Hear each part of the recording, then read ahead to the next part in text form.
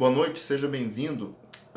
Eventualmente algumas pessoas me perguntaram no Facebook o que é gnosticismo, o que eu acho do gnosticismo. Você vê muitas pessoas que se dizem agnósticas, qual seria a diferença de um para o outro? Eu vou tentar dar uma condensada aqui no pensamento, desses pensamentos, o que eles significam. Primeiro, deixando bem claro, sou gnóstico? Não, jamais serei. Sou agnóstico? Já fui agnóstico, hoje não sou mais, hoje sou católico. Mas o que são esses pensamentos? O gnosticismo, muitas pessoas o definem como uma heresia, e não é bem isso, não é uma heresia. Heresia é aquela pessoa que está dentro de uma prática religiosa, se diz daquela prática religiosa, mas nega algumas características que compõem aquele corpo religioso. Por exemplo, eu sou católico, mas eu quero não escolher não fazer isso aqui. Tem esse ponto aqui, não, eu não quero fazer isso aí não, eu vou dizer que eu estou certo. Isso é uma heresia, porque você não está seguindo as regras daquele corpo ao qual você faz parte. O gnosticismo é uma criação, até mesmo pagã, tem um certo paganismo na criação dela, variação da religião católica. Ele é uma variação do cristianismo. O que é essa variação do cristianismo que deu origem ao gnosticismo? O gnosticismo, ele divide em dois deuses. Você tem um deus mau e você tem um deus bom. Qual é o deus mau? O deus mau é aquele que criou o planeta, aquele que criou todo este planeta. Por que ele é o deus mau? Porque ele é tratado no gnosticismo como um tolo, como um idiota. Por quê? Porque esse mundo ele tem falhas, ele tem problemas, ele tem tornados, tem furacão, tem vulcão, erupções vulcânicas, terremotos, tem doença, tem praga, tem violência. Então, como tem todas essas características aqui, esse mundo é, por definição, mau. Se Deus criou esse mundo, então, por definição, ele seria também mau. Uma coisa que leva a outra. Um Deus mau criou um mundo mau. Então, seriam dois deuses. Qual seria o Deus bom? O Deus bom é aquele que quer o nosso bem e nos influencia com suas palavras verdadeiramente boas. Isso aqui com o intuito de nos influenciar a seguir o caminho correto. Como vem essa divisão do gnosticismo? O Deus mau que criou o planeta é o Deus do Velho Testamento, que é aquele Deus cruel, aquele Deus que faz punições terríveis, que você vê em umas passagens muito pesadas do Velho Testamento, o que muitas vezes é até uma falha de interpretação, que você tem que entender que o Velho Testamento ele é, em boa parte, extremamente interpretativo. Ele usa diversas figuras de linguagem, que eu falo sobre isso daqui a pouco. O Deus bom, ele seria o Deus do Novo Testamento, que é aquele mais compreensivo, aquele mais bom, aquele que está guiando as pessoas, aquele que é o verdadeiro amor. Então a diferença do gnosticismo que ele faz, Deus mau é o Velho Testamento, Deus bom é o Novo Testamento. Mas o que eu digo é que muitas vezes o Velho Testamento ele é um problema de interpretação. Por exemplo, você tem uma parte que fala que destrua os bebês com a pedra. E o que isso quer dizer? Quer dizer, você tem que entender que não é literalmente você pegar uma pedra e matar bebês. Aqueles bebês são filhos dos demônios. E quais são os filhos, pequenos filhos do demônio? É o pecado. E como você tem que combater o pecado? Com a pedra, que são os 10 mandamentos. Com os 10 mandamentos você destrói o pecado. É uma figura interpretativa, uma figura de linguagem. O Velho Testamento tem muito disso. Não sei até que ponto isso se aplica a tudo. Eu não sou estudioso do Velho Testamento, longe disso. Ele é mega complexo. Então eu não vou entrar em muitos detalhes sobre isso. Mas o ponto é que o gnosticismo ele tem uma influência muito grande na nossa sociedade, no pensamento das pessoas hoje em dia. Porque a partir do momento que você deixa claro que o mundo é algo maligno e as características presentes nele são verdadeiramente más, então você tem o dever de combater isso. Todas essas características da criação, do indivíduo e do planeta, tudo isso é maligno porque tudo isso é falho. Então, o gnosticismo ele acaba, por consequência, sendo uma rebeldia e uma revolta contra a criação em si. Quando você tem, por exemplo, tá tendo um problema na natureza, vamos criar uma máquina que resolva isso. Vamos criar um aparelho que resolva isso. Então a pessoa começa a usar a inteligência para ir contra a criação. Mas isso, quando você usa isso de forma limitada, que seja verdadeiramente bom, como óculos ou custo de casa, etc., é positivo. Mas também tem seus pontos negativos. Por exemplo, hoje nós somos extremamente dependentes da tecnologia. Se solta para você uma EMP, uma bomba de pulso eletromagnético, todo mundo vai morrer. vai ser o caos. Em uma semana vira o caos. As pessoas estão se devorando, vai ser o fim. Porque quando uma bomba eletromagnética caísse, toda a energia elétrica e os aparelhos eletrônicos seriam destruídos. Todos. Então, meu amigo, não tem mais geladeira. Não tem mais geladeira, as comidas vão estragar. Como é que a gente vai conseguir comida? Se todas as comidas estragarem? Vai caçar cachorro? Seria o caos. Seria o verdadeiro caos. Então a tecnologia nos trouxe benefícios, sim, mas nos tornamos dependentes dela. Isso, tipo, há 1000 anos atrás, tinham seus problemas? Claro que tinham. Mas uma bomba eletromagnética fazia o quê? Não tinha energia elétrica. As pessoas que queriam comer, elas plantavam, elas caçavam, o canal produzia para si mesmo. E isso você começa a escalar. Se você tem essa revolta contra a natureza, eventualmente você começa a ter problema contra o seu próprio ser, contra a sua própria biologia. Não estou satisfeito em ser homem. Vai lá, faz uma cirurgia, porque você parece uma mulher. Ah, eu sou muito fraco, não tenho músculo, injeta bomba. Começa a produzir músculos falsos em você. Você começa a desfigurar cada vez mais o ser em nome desse ideal que, tipo, o mundo e a criação, tudo isso é muito ruim, então eu vou destruir isso aqui e fazer algo melhor. Se você tem essa ideia que o mundo é mal, então você, por ter percebido isso e por estar combatendo isso, faz de você automaticamente bom. Porque o gnosticismo tem muito dessas ideias dos opostos. Então, se todo mundo é mal e eu sou bom em fazer isso, então tudo que eu decidi para o nome do mundo é em nome de um bem maior. Então você se torna quase um representante de Deus aqui. Você é quase um Deus. Porque se eu sou verdadeiramente bom por estar contra esses problemas, então tudo que eu estou falando aqui tem que ser seguido. Por exemplo, a ideologia de gênero, você pode interpretar ela como uma consequência do gnosticismo. Porque se você se rebela com as suas limitações, você pode se rebelar contra as suas limitações biológicas também. Tipo, mulher vai ter filho, isso é um castigo. Por que ela tem que ter filho? É uma limitação da natureza, ela tem que ter filho. Porque vão fazer fetos artificiais. Ah, o homem tem que engravidar. Por que o homem tem que engravidar? Vamos fazer inseminação artificial. Deixa só para inseminação. Ah, não, sexo deveria só prazer. Por que tá procriando? Camisinha, vamos fazer isso daí. Ah, não, eu sou gordo. Por que eu tenho que ser gordo? Fazer cirurgia aqui para diminuição de sono, não ter capacidade de parar de comer. Então faz uma cirurgia tecnológica para resolver isso aí. Quando você tem diversos desses problemas, a ideia é que você, com seu esforço, consiga superar esses problemas. Tipo, eu estou acima do peso. Segura firme, para de comer, vai fazendo o seu esforço.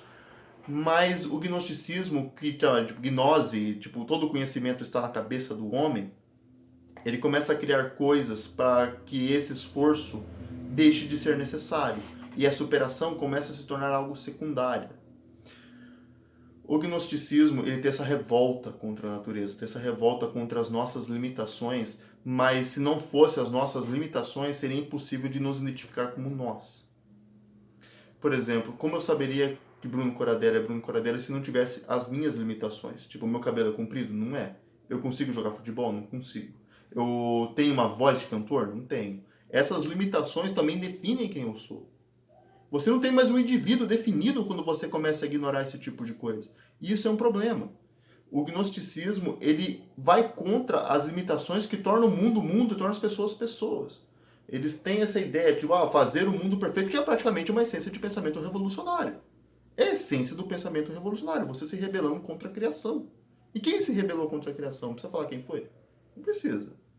Então, cara, esse é um problema muito grave que tem hoje em dia, que é uma herança do gnosticismo. As pessoas acharem que elas possuem um conhecimento para fazer o mundo perfeito.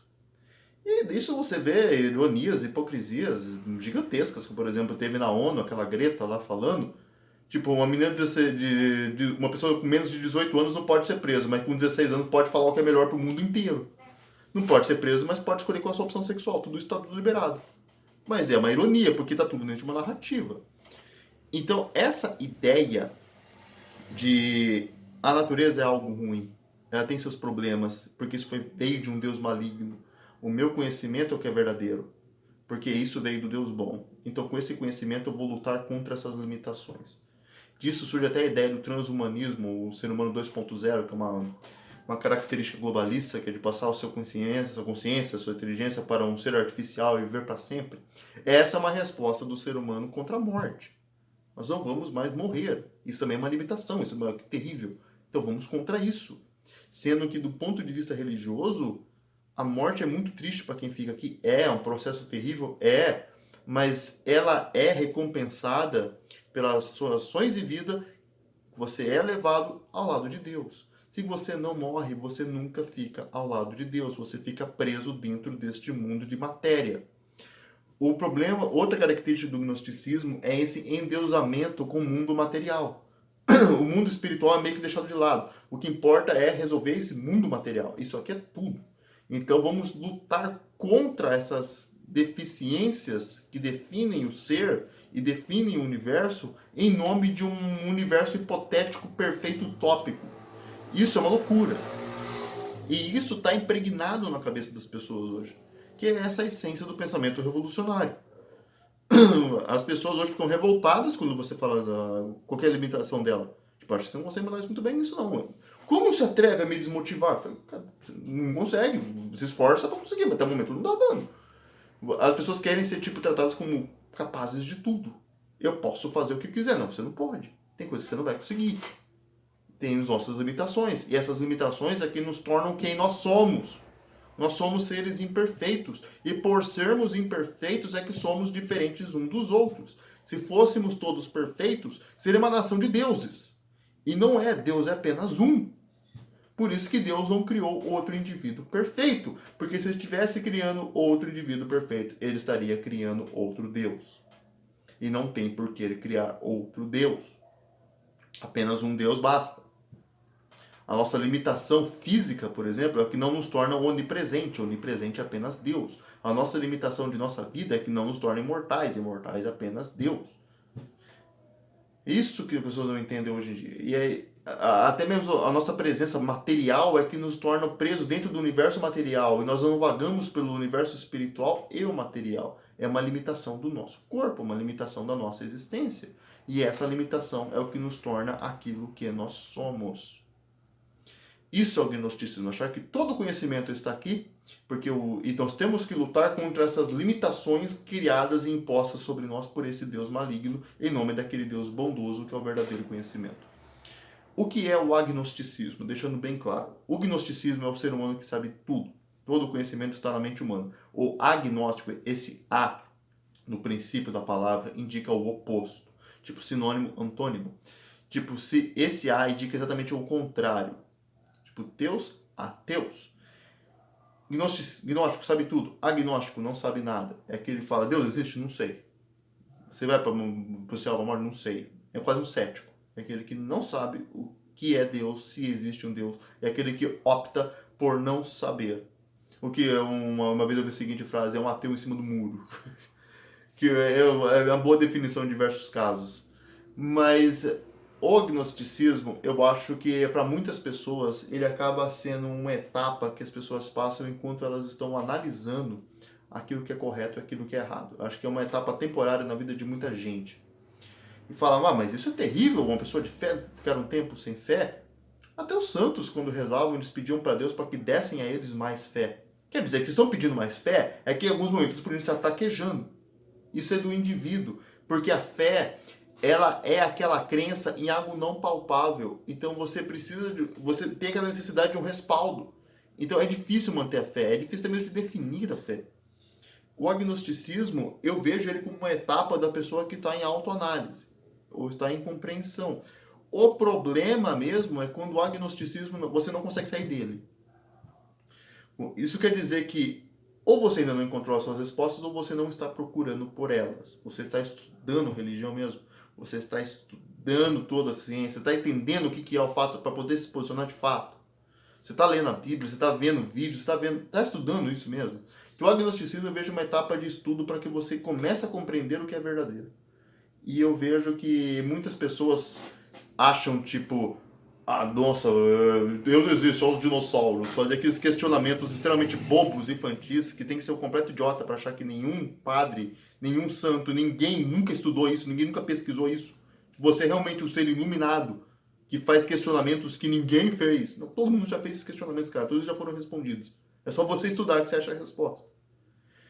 O problema do gnosticismo é quando a pessoa acha que é um gênio por ter chegado a ele e para nele. Não, não é. Um gênio é aquele que vai dar o passo além do agnosticismo. Ele é uma etapa de pesquisa e estudo e reflexão para que eventualmente você decida e chegue a alguma conclusão. Eu fui agnóstico por muito tempo. Eu acho que por 14 anos, talvez até mais. Por muito tempo. Mas eu estava procurando respostas. Eu sempre quis saber respostas, até que eu comecei a encontrar essas respostas.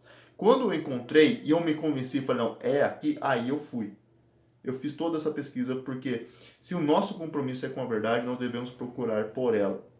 E quando encontramos com ela, temos que nos posicionar ao lado dela com todas as forças.